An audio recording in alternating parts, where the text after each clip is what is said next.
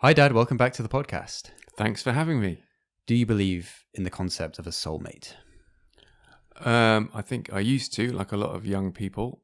You think that somewhere out there in a planet full of 8 billion people, you're going to be somehow magically paired up with this one person that was born to fulfill you and complete you. And I think it's a myth. It clearly is a myth. But I think we're all raised from our earliest days with a barrage of cultural messages which underline the fact that this is what we should be looking for. Every pop song, every film, books, they're all suggesting that somehow if we look hard enough in this huge world with all these teeming with people and possibilities, that we will eventually discover that human being that we were destined to be with, and that is going to be, once we've met them, we're going to spend 40, 50 years living happily ever after. And I think the sooner we disabuse ourselves of this notion, the happier we will all be, simply because that we need to lower our expectations of what a relationship is for and what it will give us, and not look at another human being or anything external as some form of panacea that's going to cure us of our insecurities and our ills. And I believe that I woke up from this delusion early enough in order to build, a 30-year relationship with your mother. Wow, there's a lot to unpack there.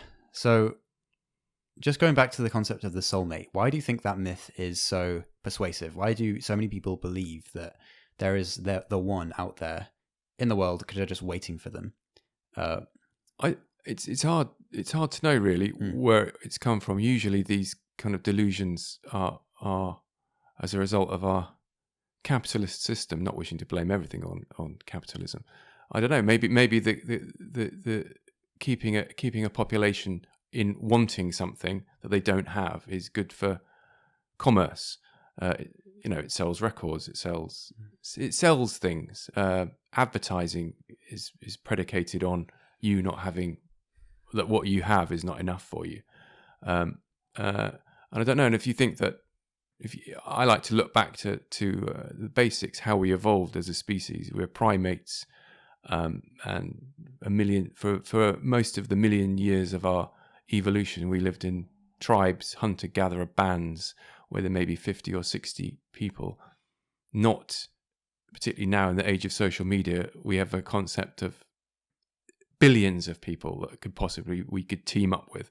In our ancestral environment, which was the case while we evolved, our brains evolved, our bodies were evolving, you're talking about millions of years of hardwired evolutionary adaptations, where your only option would have been a few of the people who you've known from your whole life in a tribe. So you weren't constantly looking outside. Your options were limited. So you had to get on with the people that were in front of you. You couldn't just think, well, that person's not good enough, I'm going to move on to the next. That person's not good enough. That person doesn't quite do it for me, which is with the current malaise we seem to be in, is that nobody's good enough for anybody. So where do we get our sense of, who is right? Well, how do we know? Why is it that we are so certain that we want someone of a certain height or of a certain personality or, certain looks? How does that even come? How do we get this checklist? Well, I'm in no way an expert on anything, basically. But the books I've read on psychology, I think that it's generally accepted that our childhood, we are conditioned to a certain degree in our childhood, that we are drawn to look for a mate who bears some kind of resemblance to our opposite sex parent if we're straight. Homosexuality is another thing. I don't feel qualified to speak on that, or I don't really feel qualified to speak on anything. But I think generally you're looking for characteristics that you feel comfortable with. Yeah.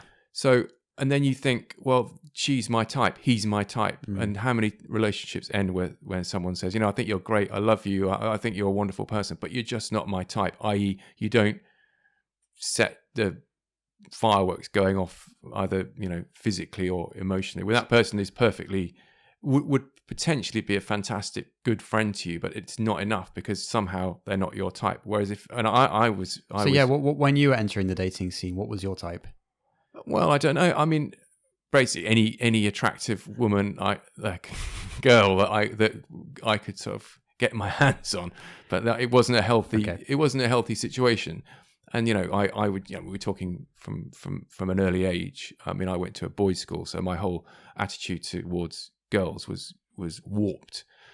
I think looking back, I just saw girls as I was both terrified and drawn to them in a compulsive way because I didn't know how to communicate with them.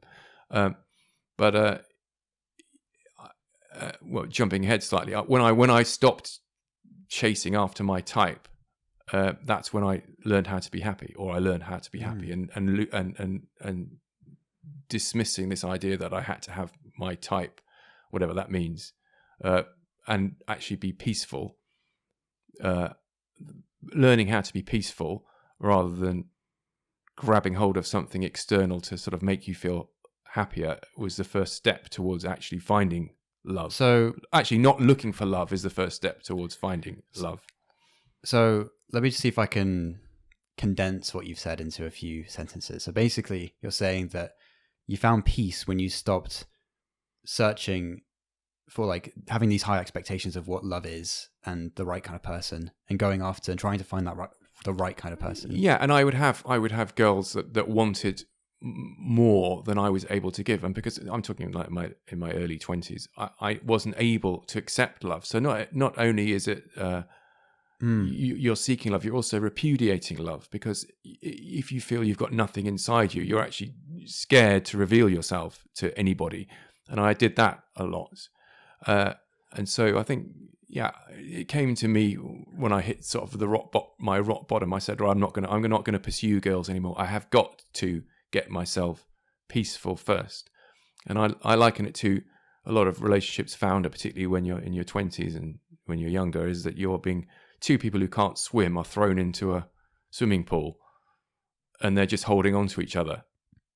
You're basically you're looking for someone to save you from going under, whereas obviously what you really need to do is learn to swim. You need to learn to swim alone before you've had any chance of building a meaningful relationship with anybody. You've got to have a relationship to the water. In the case of this analogy, you've got to have a relationship with existence, with the universe first, and then once you're relatively peaceful, even though you're likely to have a hankering for an emotional attachment, that's the energy between the the sexes, is normal. But firstly, you need to learn how to walk alone peacefully. And once I made that realization, strangely enough, this whole soulmate thing came out of I kicked it out of the park and thought I've just got to be loving and kind to whoever comes my way. Okay. And see what happens. Do you think all of the failed relationships you did have were necessary for you to come to that realization, that going out and giving it a go with so many different women and then finally realizing was that a part of the process? Well, I probably didn't give it a serious go with more than 2 or 3. I mean, the rest of it was just sort of miserable, instant gratification, seeking for pleasure and excitement to escape myself, which I think is, that's a fairly standard route for young people. It certainly was in my day. Do you that kind of thing? I'm thinking of like hookup culture at university. Do you think that is quite similar, of escaping yourself through? Well, I don't know. I mean, I can only speak from personal experience, but all I know is that every time I did it, I came out of it more miserable, and it made me feel more lonely and lost every time I did it. Because then you're using people. Well, because you're using people as a means to an end. They may well be doing the same to you. It just strikes me as like, this is not what we humans are here for. We're not here to use each other like this. We're supposed to be cooperating, and our minds and bodies have to cooperate, not just bodies. Well, it's the old Woody Allen line, isn't it? Sex without love is an empty experience, but as empty experiences go, it's one of the best. And I don't know, I probably subscribe to that, but to me it was always empty. I don't know whether the culture of casual sex is ever a particularly joyful merry-go-round.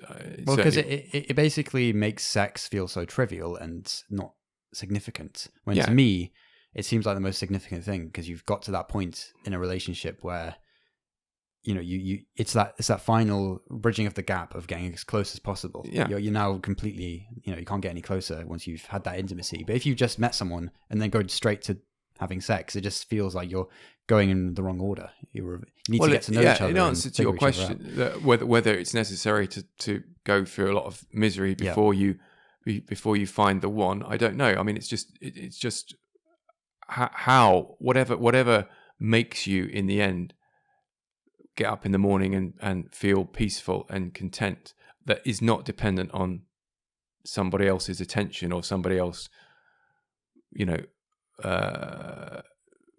phoning you up and answering your texts when you've sent them one. You know, you if you can, you need to be independent of that first. You need self-reliance is what it's about, really.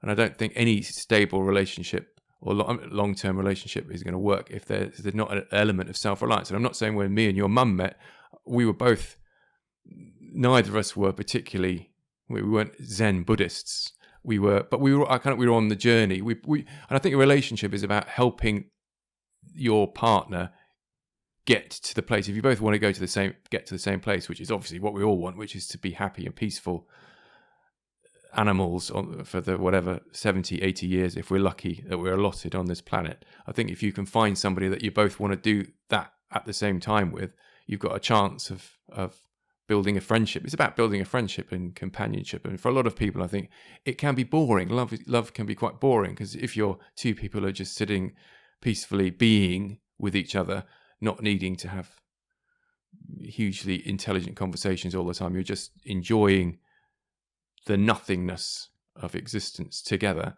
that can seem very, very dull to people who want drama, because drama makes us feel that we're alive. And that maybe that first spark you get in a new relationship is that drama. Indeed. So that's why, you know, relationships fail and break down, because it's like you need that variety, you need that adventure. People say, I want to fall in love again. But I mean, if you think of what falling in love is obviously a Darwinian.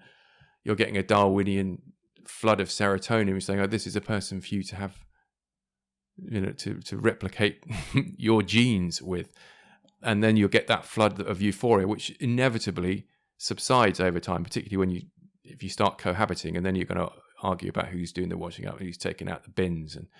And then if you have children, you've got to be enough on the same page and have the same sense of humor to know that falling in love stuff, it might be great, but ultimately it's like a drug, and all drugs wear off. And if you keep wanting to repeat the drug, you're going to toss away potentially really good friendships, companionships, just for that buzz of, you know, a new person or a new body.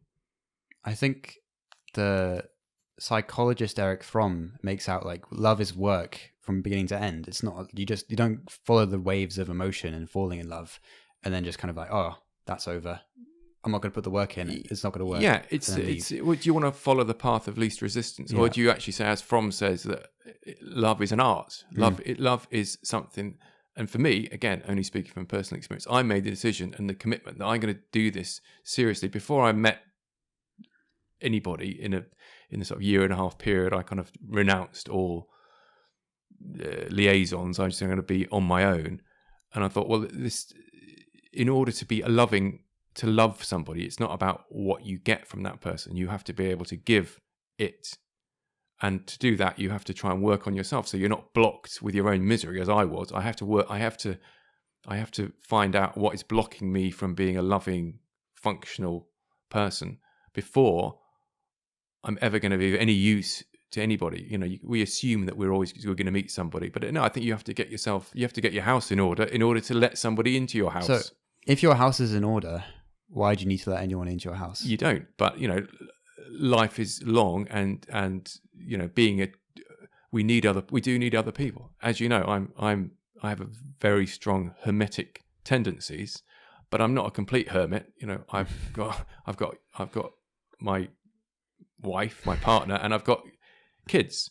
So you don't need maybe you don't need other people, but I think you're fighting against millions of years of evolution if you repudiate all interaction with other human beings. I've got, my interactions are small because I'm a sort of hermit with a family, but I would be lost without my family. I'm not that sort of self-reliant. I'm not a Buddhist monk. I think that would be a very difficult way to live, but people do.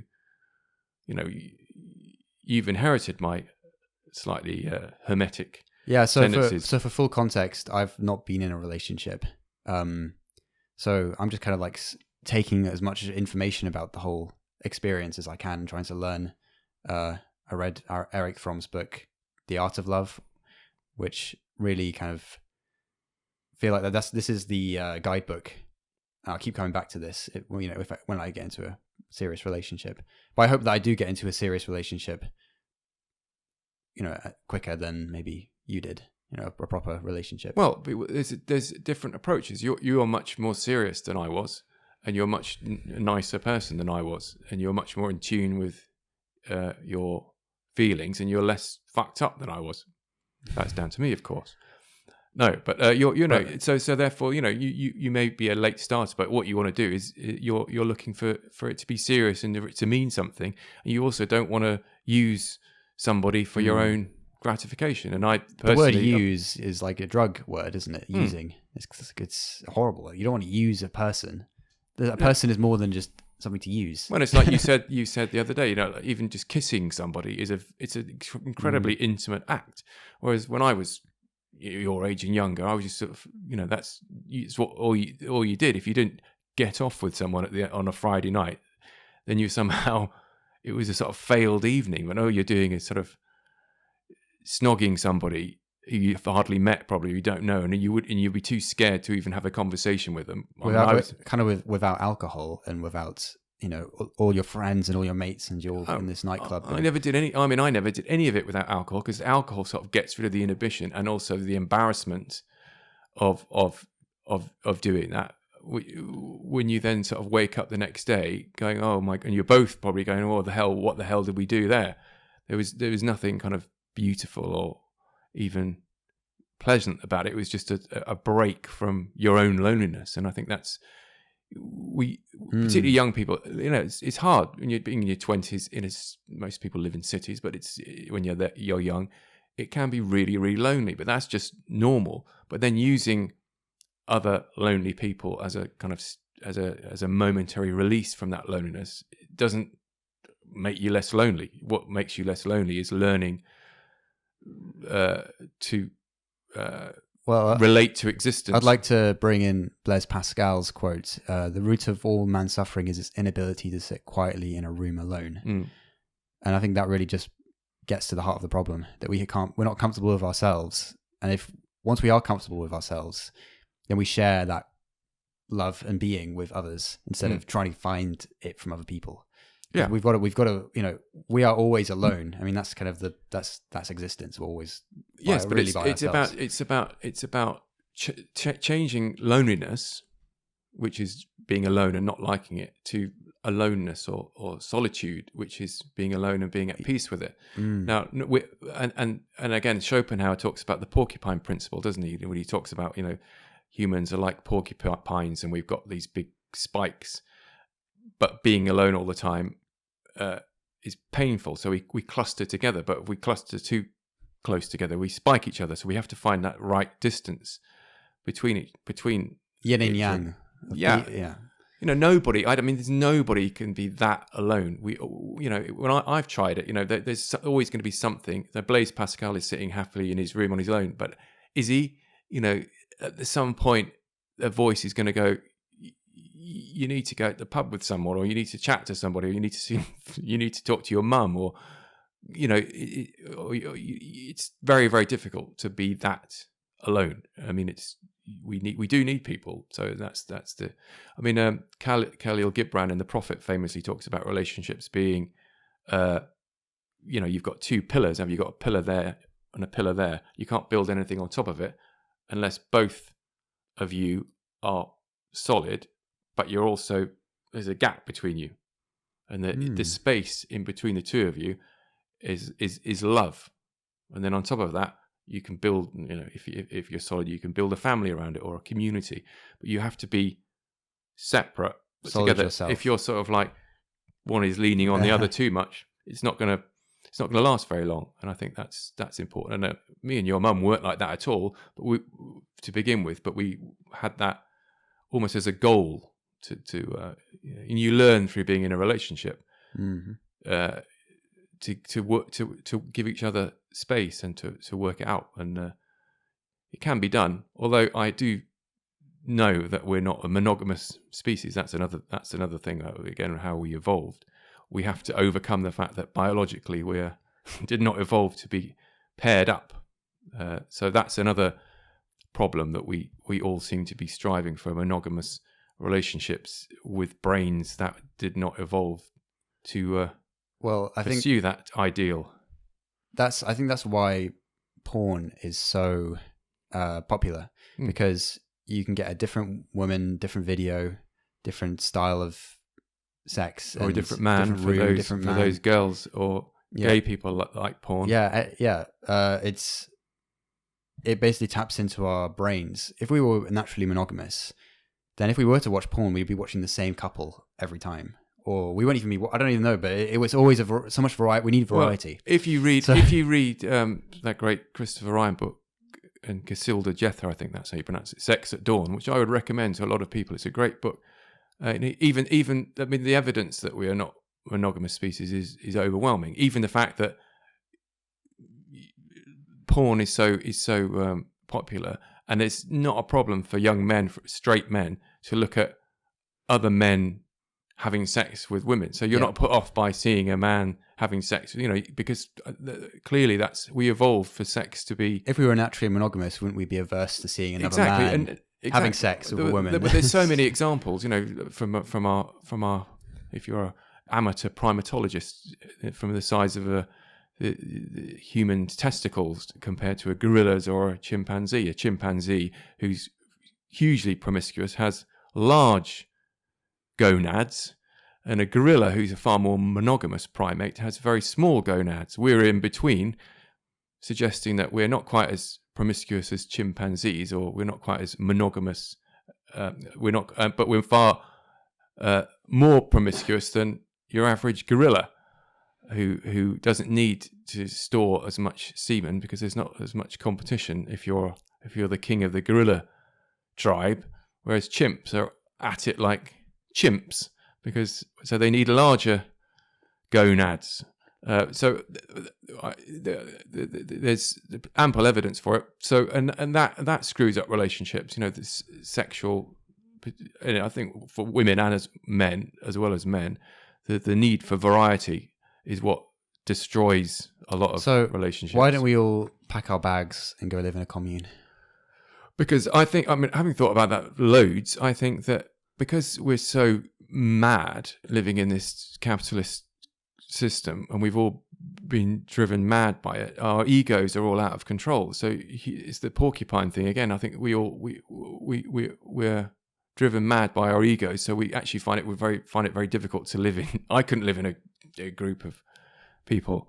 I need my solitude too much. But I'm kind of aware it's not how we evolved to be. I think we did evolve to live cheek by jowl with 40, 50, 60 other people, and share our spaces and have much more of a community feeling. And we've all become kind of individualized and fractured. And we live in this, since for the last 12,000 years, we've been living in cities, in little attempted nuclear families with this is my land and this is my wife and these are my children. So maybe that's why it's important for children to have other adults in their life. Yes, and I think that's probably a failing that we've had, because we've lived, been self-sufficient as a small family with not lots of people around. So you've kind of, I think that is the ideal way to live. But if you're if you're a solitary person and you just prefer to hang out reading on your own, and you don't need loads of people around you, then you're not. But I think they say you need a village to raise a child. It's good to have other influences than me. It would have been much better for you to have other male role models who say, yeah, your dad's all right, but he talks bollocks a lot of the time for you to sort of have someone other viewpoints. And I think that I think we may have fallen down on that as a parent. Yeah, that's You're not supposed to agree quite so readily. But yeah.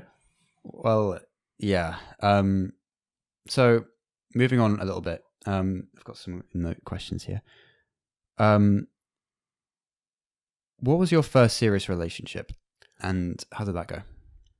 Well, my first serious relationship, if people have serious relationships when they're 19, was it was in between school and university. I was volunteering in London in a homeless shelter, and I met a girl, and I think she was.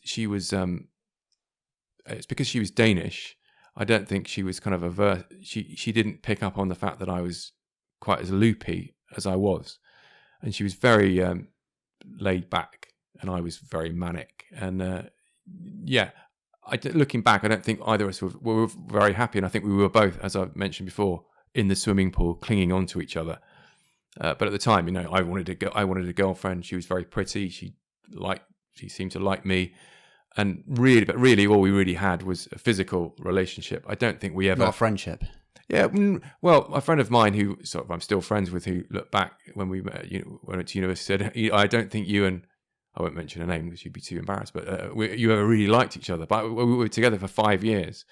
And some of the outside people thought we didn't like each other, but we didn't. We didn't. It wasn't a tempestuous, unpleasant, shouty relationship. We were sort of quite chilled out with each other. But it was all through my university time, I was being trying to be grown up, trying to be responsible, and going to from 19 to 24 with a girlfriend. I mean, I didn't behave very well. I don't think she did either when when the other one wasn't looking.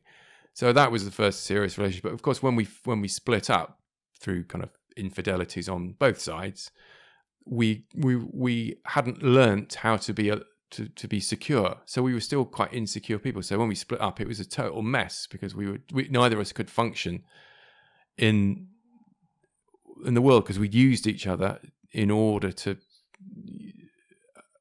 because we were insecure and we both needed being propped up. I think so. Yeah, when it broke up, when we were out in the real world, I was a total mess. I mean, because I relied upon her just being there, and she on me, and we hadn't in the intervening years built up any skills in sort of dealing with life alone. Which I think if we don't know how to deal with life alone, preferably from the earliest age possible, it's a struggle. So I had to learn that later than a lot of people who've gone through university.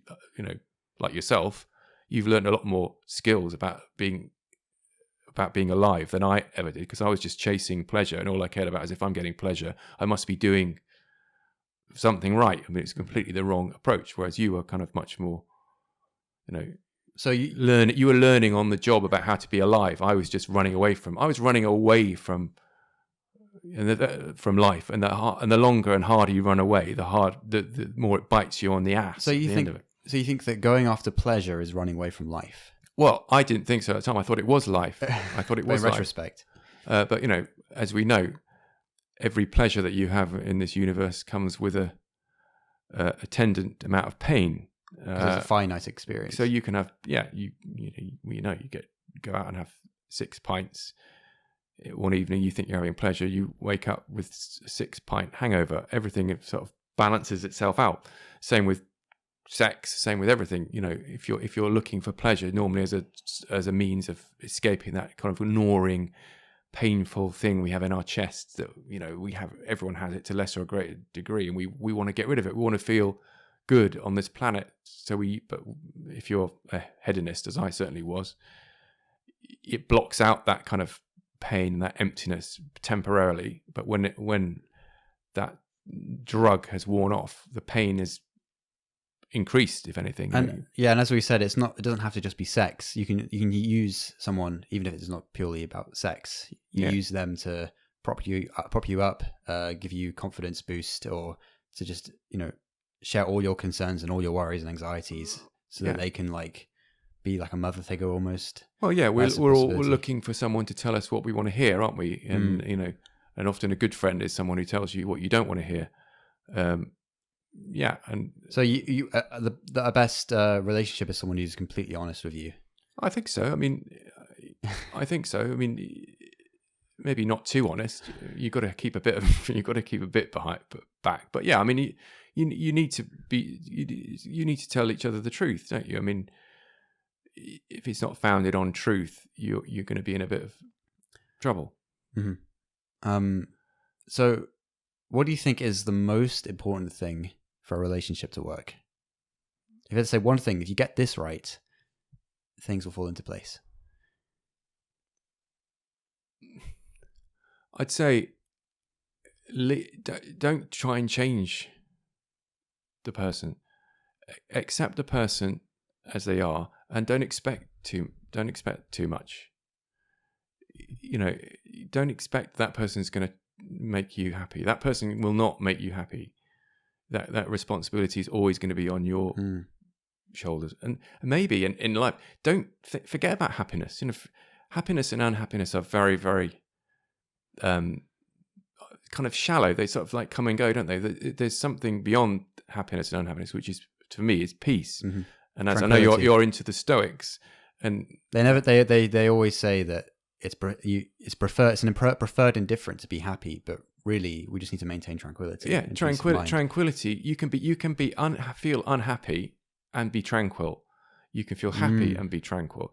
And tranquility in love, if you find somebody that is interested in that being their goal, which is, should we have a goal? If you're a Buddhist, a goal is something that's projected into the future, but it's about living in the moment and being as peaceful as possible. It doesn't mean you're always going to be peaceful, because, as Eckhart Tolle describes it, as a pain body or an ego. We've all got one, but it's about knowing how to not allow your pain body or your ego to destroy your relationship, and being in a situation where if one person fucks up and behaves badly, and God knows I've done that, you're with somebody that will go, yeah, that's not them. That's just their negative energy that they've had nurturing for a while, their ego, and then you do the same for them. But there will be a point. There could be a point where their behavior gets too much, and you have to leave. Yes, you can't just accept them. I'm not talking about being a doormat. Yeah. How do you tread that line between being a doormat? Well, because you'll protect yourself. If somebody's not making you their priority, it's like when you're having a relationship at the beginning when you're in your 20s, and anybody that just doesn't return your calls or keeps you hanging on or uses you for whatever reason, for sex or whatever it is, you've got to get out as early as you can, because everybody deserves to be treated properly and with respect. And if people aren't treating you with respect, you know when that's happening. But some people just choose to go, well, yeah, he or she is lovely despite that, or the good outweighs the bad. But if someone's ever being bad to you and not treating you how you deserve to be treated, you've got to get out quickly, and the only thing that stops you doing that is the fear of being alone. So once, as we've said at the beginning, if you conquer your fear of being alone and know it's never that bad, you might feel, everyone feels lonely, but it's it's never that terrible to be alone. So could there be such? I mean, if we could all conquer the ability to be alone, would heartbreak even be a thing? I think you could be sad, because it's, you could be you could have a fantastic relationship with someone, and then that person goes, well, I just want to move on now. I'd rather have some freedom. And of course that could be deeply sad, because you invest in a lot of time in getting to know somebody, and then I've never had my heart completely broken like that, I have to say. So again, I'm not speaking from experience, but I've seen it, and I can see it's it's like a grief, isn't it? It's like a death.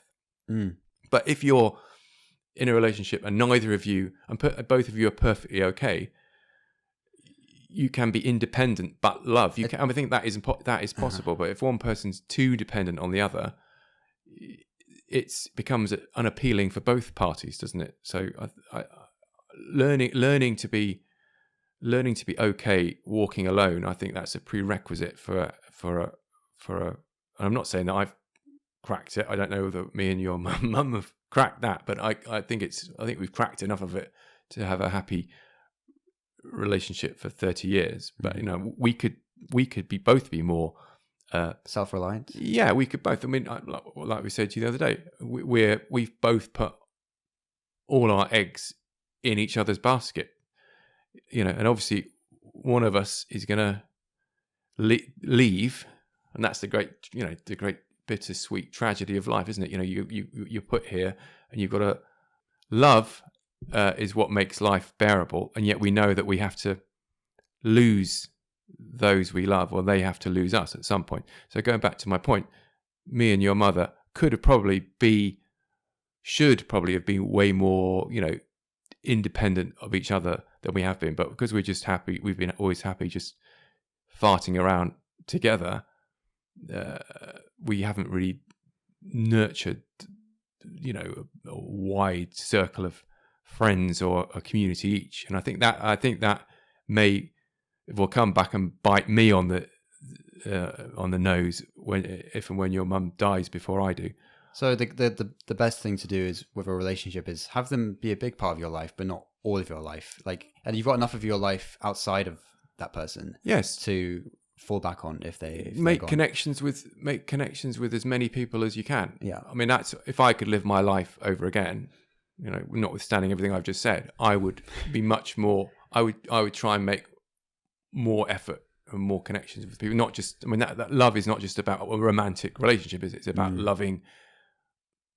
Neighbor. Trying to love everybody, everyone that you see, be loving on a moment-to-moment basis. That's the ideal, isn't it? I mean, I'm an intolerant old fart, but I know that's how I should be, and I try to be. But and I think if this is primarily aimed at younger people, that is a fantastic way to live, and then everything will follow from that. I believe, if you're peaceful and kind and loving. Not just to other humans, but to sentient creatures. Full stop. Non-human animals. That's essential. Be kind to a fly. Be kind to an ant. Be kind to everything. And surely, in the end, you'll get your rewards from living like that. But yeah, it shouldn't be like I'm being loving just so I can get to the point of finding someone. It's just I'm being loving. That's just my default. You shouldn't expect anything in return. No expectations. No, and see what happens. Certainly, you've got more chance of finding someone with whom you can share your life in a happy way, even if it's 5 years, 10 years, 50 years. If your goal is tranquility and kindness, I think it's that simple.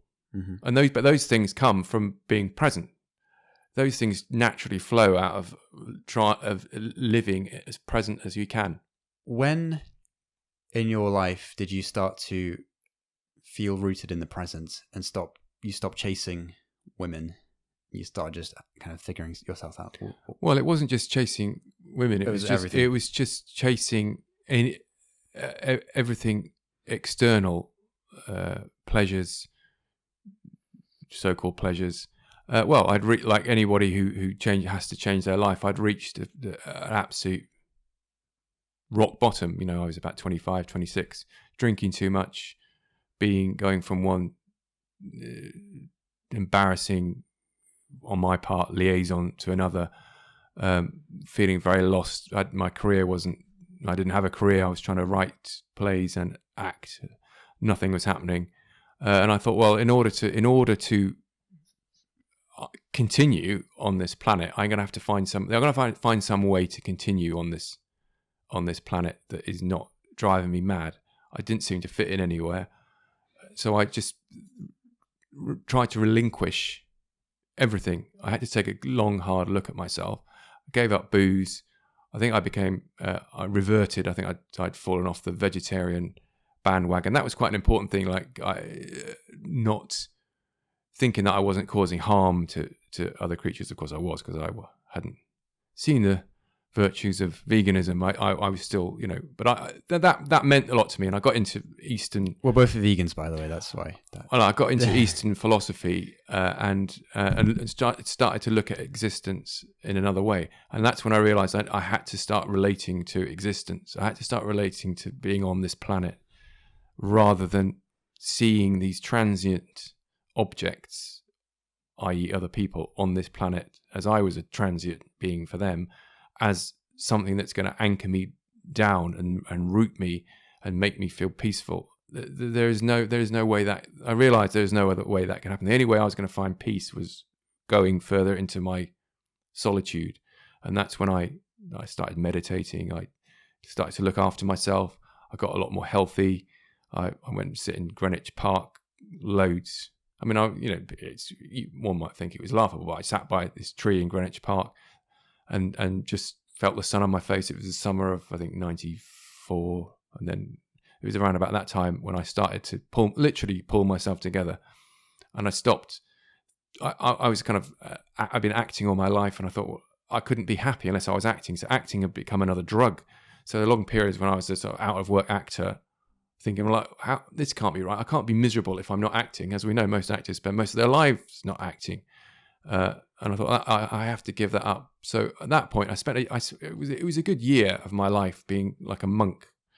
I mean, I had friends around me, but I kind of just changed my ways and became a lot more peaceful, and learnt how to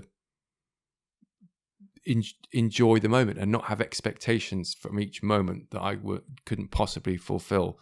And it was painful in many ways. I wasn't doing therapy. I didn't really understand therapy. So it was a very solitary mindfulness practice. I wasn't even in meditation groups. I just read a lot of books and sort of got to it that way, and it made a massive difference. I still wasn't getting anywhere as a writer or as an actor, but I kind of become receptive to, I'd say, instead of demanding things from existence, I become more receptive and surrendered, I think is the word. I'd surrendered myself to what was going to happen, what was going to unfold, rather than trying to make things happen all the time and trying to feel like I was entitled to some form of happiness. And I think I let go of the notion that I should be happy, and that made a big difference. So the more we cling to and chase happiness, we'll find the more miserable we become.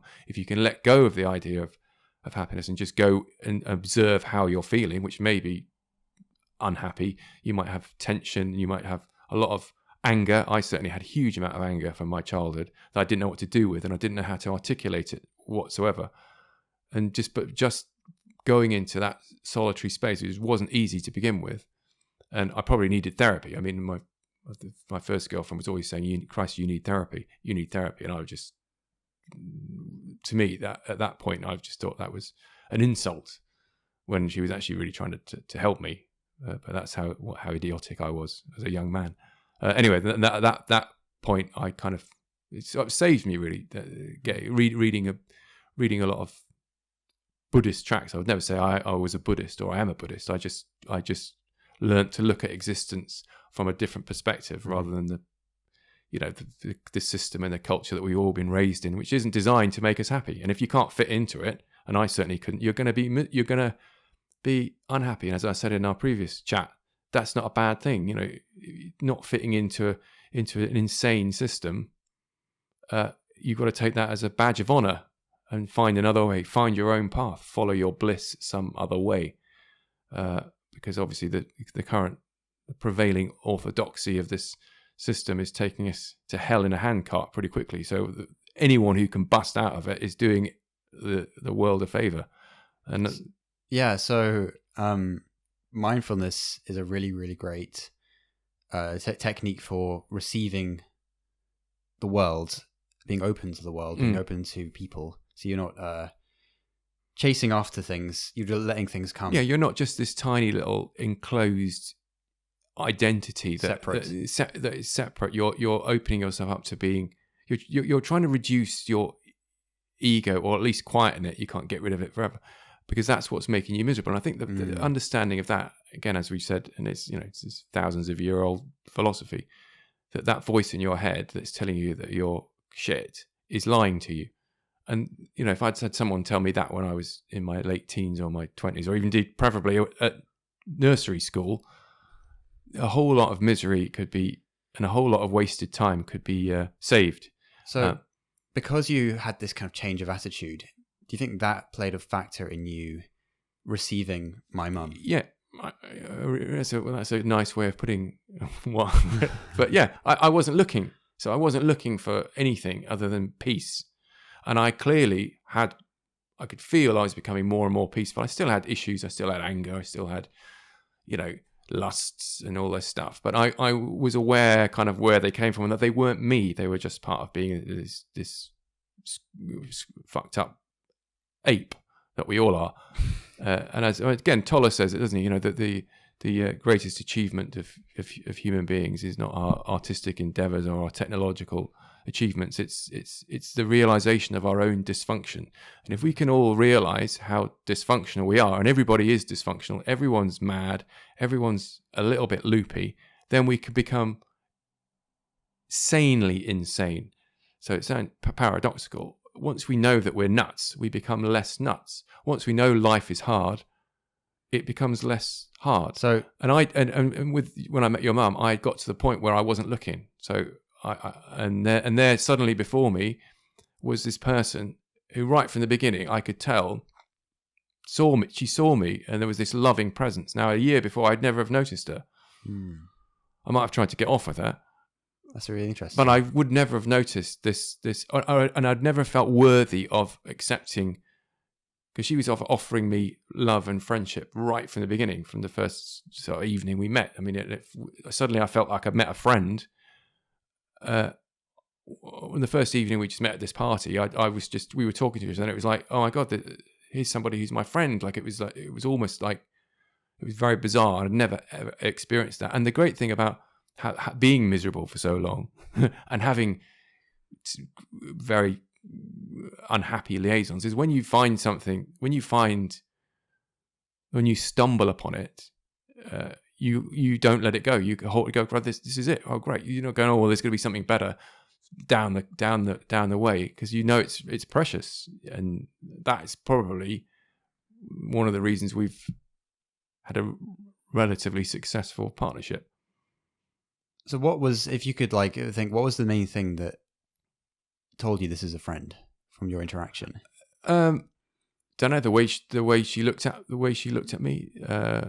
She listened. Quite indescribable. She listened. Most of the people I knew, including myself, before my, change, were talkers and not listeners. And your mum is a listener. And I was rattling off all my neuroses and all my ambitions and all my dreams, and she's listening. And she wasn't without her own ambitions, but she was, and I listened to her, and it was, we just talked, and a lot of it we were just unpacking our childhood dysfunction and, talking about our parents, and neither of us were succeeding in life, in terms of the world, but she just seemed somebody who was totally at peace and totally present. And had I not, and not by studying it. She's not working on it. No, she's just a naturally sort of happy, present person. And I would never have, had I not understood over a year or so of trying to get myself present, I would never have noticed her. Or, it would never have had that. I wasn't ready for that situation. And I think I would say. Well, what were you not ready for specifically? Because I would have been too scared to reveal the horror of my own inner life to anybody. Right. But at that point, I felt okay. And as you know, the day before I met your mum, I'd had as a struggling, well, not as a struggling playwright, as an ignored and totally repudiated young playwright, I'd had this endorsement from Alan Ayckbourn, who the day before I met your mum. So now, when I was actually talking to your mum, I didn't feel like a total fake or a fraud or a failure. I felt, actually, the most well-performed living playwright in the world thinks I'm a really good playwright. So suddenly I had a little bit of confidence that I wasn't a total loser.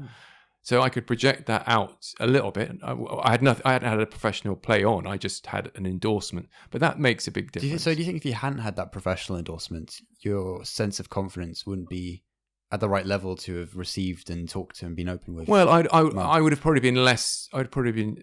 It did make a difference because it was the first time anybody had said, "Yeah, you've got a talent." And I think that we all, by the time I was whatever age I was then, I wasn't a kid. I was 27, but I'd gone through up to that point, working in low-paid jobs, wanting to be an actor, and not having any external endorsement.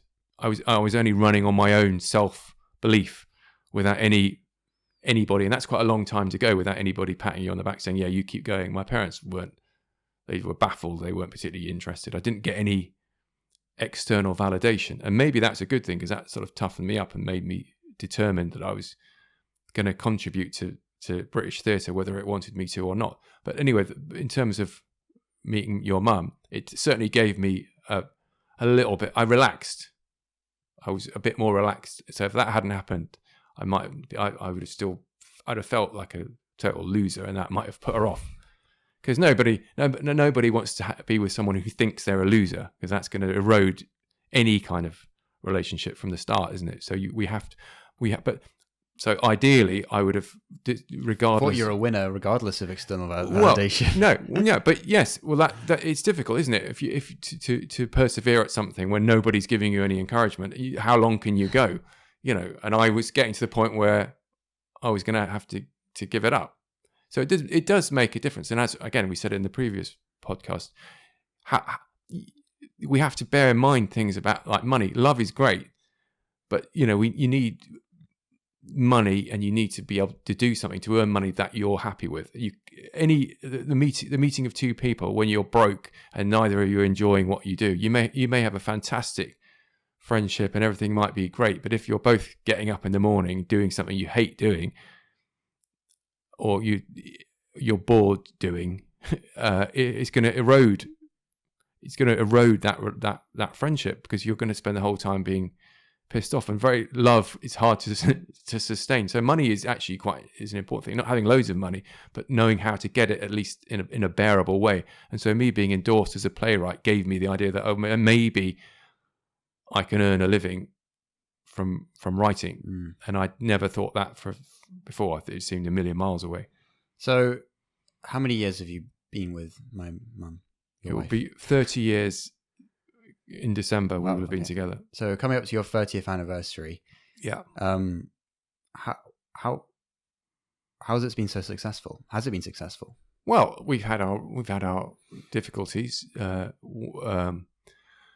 But before we had you guys, we were together. We'd had 4 years, 5 years probably. We met in So actually together we'd had 5 or 6 years of a friendship, living together. And when we first moved in together, we had rocky. We were both quite sort of emotional. We had quite a lot of arguments because you're getting to know your boundaries. Living with people is not. It takes work. It's like we're talking about, everything takes work. You have to give and take. But it's a dull thing to say. But we find the same things funny. It's very rarely we have exactly the same sense of humor. So we make each other laugh continually. I thought she was the funniest. I thought sometimes inadvertently funny, but she's funny. She's beautiful and she's funny and kind. Those three are the most important things. Those three, and she's emotionally intelligent. So you got 4, and more. She's kinder and more emotionally intelligent. I wouldn't say she's funnier than me, but she's certainly got the other 3. She beats me, and you can go a long way with that. So yeah, I mean, but there are also differences. What would you say the differences are between you two? Well, I'm far more. I'm a writer, so my imagination's all over the place. I need it. I have to work a lot harder at being peaceful and present. Your mum just naturally is. She just gets on with life, looks at life in a far more simple way than I do.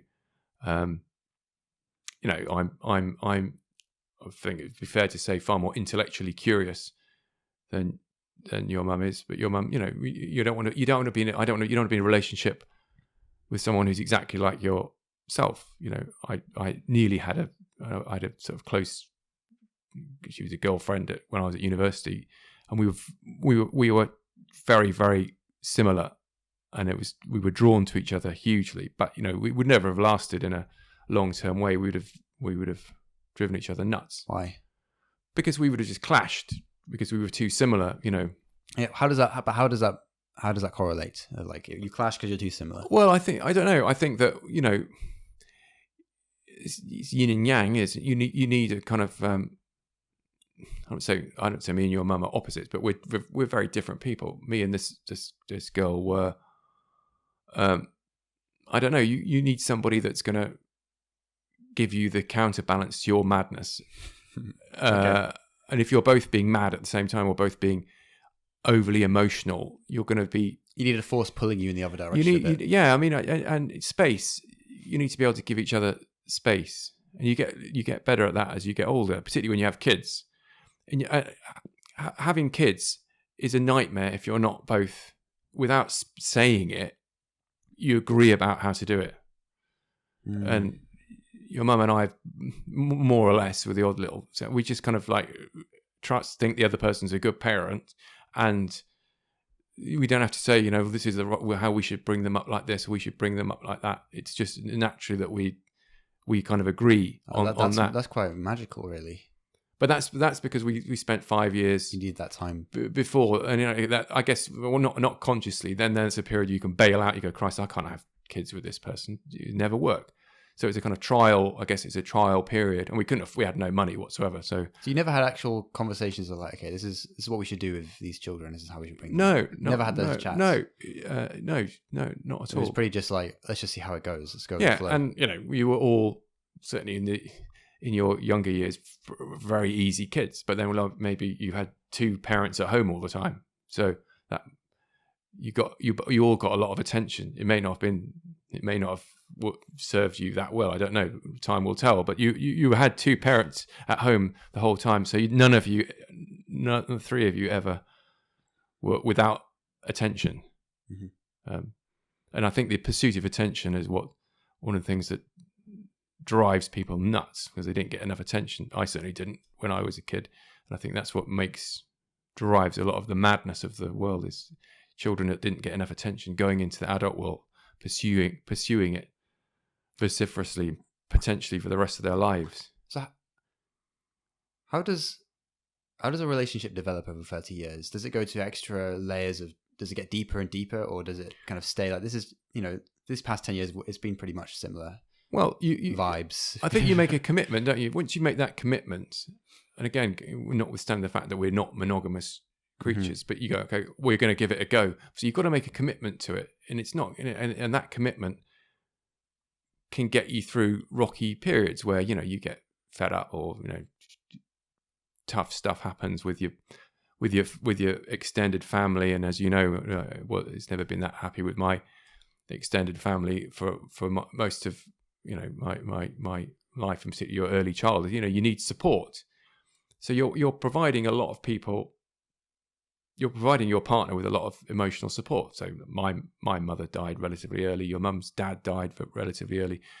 You've got to, you're there to support. Now, there's the thing about living your life on the horizontal plane or on the vertical plane. If you live your life on a horizontal plane, you're just skimming the surface. So you go from relationship to relationship. When this relationship gets difficult or boring or whatever, you just go to the next one. And that's kind of a horizontal living, like skating on the surface of things, ice skating. Whereas if you go vertical, you're going down. You want to, no matter how tough life gets, you're with each other, and you just go, and you're deepening it. So over time, if a relationship doesn't deepen, it's probably time to get out. I'm not sure. This probably isn't a contradiction, but just. You say emotional support to the other person, but we've also talked about how before you get into a relationship that you work yourself out. So you don't need emotional support. Well, You've got I it think all well that's sorted. all, because we do need, okay, you could say if you're totally self-reliant and you're, in my case, my mother had multiple sclerosis all my life, and she was, it was a terror. The last 10 years of her life were terrible. Now, would I be a better, stronger person if I dealt with that on my own?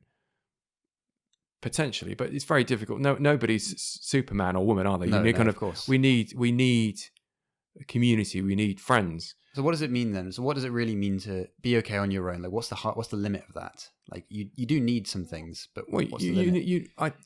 It's just not using that person as a means to an end. Okay. But that's different from saying, I'm here for you, you're here for me. I don't think that is using somebody. That's just sort of, that's the benefit you Friendship. get. It's the benefit you get from, you make a lot of sacrifices when you commit to a person and you have a family, but what you get is A comrade. a companion, and then I'm not somebody that has a massive amount of friends, so I thought, well, I'll have some kids and I'll have some ready-made friends, and I'll make them into my friends, and I'll be there for them. And as I get older and more decrepit, you'll have to be there for me. To wipe your butt. Well, let's not go that far. Before it gets to that stage, I'm walking into the sea, or jumping off there's some nice cliffs up here. I can leap off one of those. Or they're bringing in assisted dying, so maybe by the time I need my ass wiped, I'll be able to bail out with dignity. So let's wrap up this episode by saying, what do you think is one piece of advice you'd give to someone who's finding it difficult to find the one, although we've debunked the one? I would say stop looking. Mm-hmm. Stop looking. Make sure you're healthy. Make sure you're being try to find out what you do with your life. Get that in terms of, it sounds prosaic, but earning a living. Be happy with that, as happy as you can be. So that takes a lot of time and effort and work. Well, because we live in as I've just been reading, work is maybe a subject for another podcast, but work feeds into love and relationships, because, it's like being born is like being kidnapped and sold into slavery. I can't remember who said that quote. I think it might have been Schopenhauer, our favorite philosopher. But it's like, we live in a system that just wants us to work. And given that there's nowhere else to go, we have to find some means of earning a living that is at least bearable. So that's actually really the foundation of your life, and then you build on that, and then love will come from that. But you hadn't found that when you but I kind of knew what I wanted to be doing. That was a big thing. I had a sense of what my vocation was. It wasn't paying off. So when I met your mum, we were both broke. She was trying to be an actor and was nannying and doing teaching, and and I was doing all manner of low-paid jobs and then working in office. But I kind of knew I had a sense of purpose that is quite strong, and it's still strong enough now, 30 years later. But my advice to you is stop looking, and don't settle for second best. If you do have a someone that you like, and then, as we said earlier, if they're not treating you or not making you their absolute priority, get out and just lower. Alain de Botton says it, doesn't he? Let your girlfriend or boyfriend, let it be good enough. Don't expect it to be perfect. If you're that could go in all parts of life. Exactly. If you're with someone that is kind to you and has your best interest at heart, then you're doing all right. Keep the physical side of things going as well if you can, because that is quite important. But that's for sort of if you get older. But when you're young, just don't settle for second best, but just try and lower your expectations. Love the one you're with. Don't think there's some nebulous perfect. At my age, it would be, if you're a guy, Jennifer Connelly. If you're a girl, Brad Pitt. Stop expecting the most perfect person. See who's around you in your little sphere, and try to be kind and loving to everybody that you meet, and then hopefully something will flower. But self-reliance. otherwise, you're doing the swiping continually. You're just gonna be swiping for the rest of your life, aren't you? Thinking, oh, this one's a 7 out of 10, this one's an 8 out of 10, but I need a 10 out of 10. And then when you get a 10 out of 10, or maybe I could get an 11 out of 10, and your life will be over, and you'll be 80, and you'll go, oh my God, I haven't gone on the vertical plane. I've just been on the horizontal plane my whole life.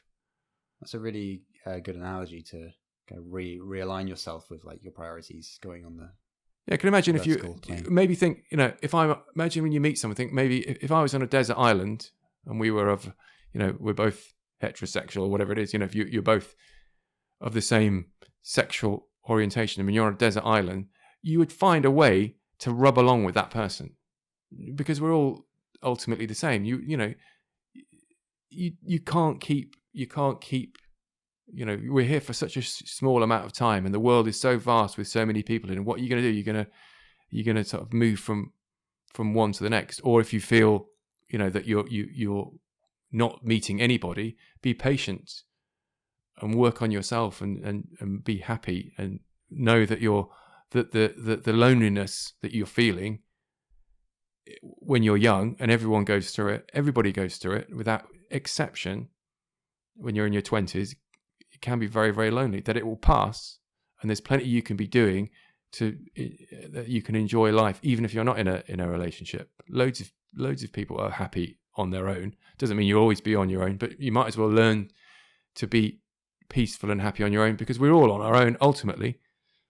Even me with a reasonably good relationship, I'm very well aware that everything is transient, and she could die at any minute and I'll be floundering alone. So we have to learn to be solid alone in this world. Everybody, whether you're 25 or 55 or 75, it's ultimately, that's the paradox. It's a solitary business when you're surrounded by millions of people.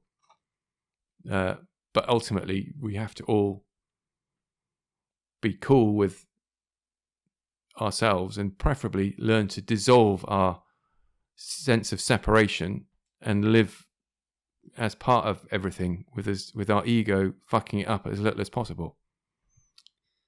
That sounds like a great closing rant. Yeah. I'd recommend listeners to read Eric Fromm's The Art of Love. Yeah. Have you got any? The Art of Loving. Art of Loving. Yeah. Read all Eric Fromm, and we talked about Sex at Dawn. Sex at Dawn. By Christopher Ryan and Casilda Jether. That's fantastic. And then Alain de Botton, anything he says about love and relationships, and also worth listening to if you're young. But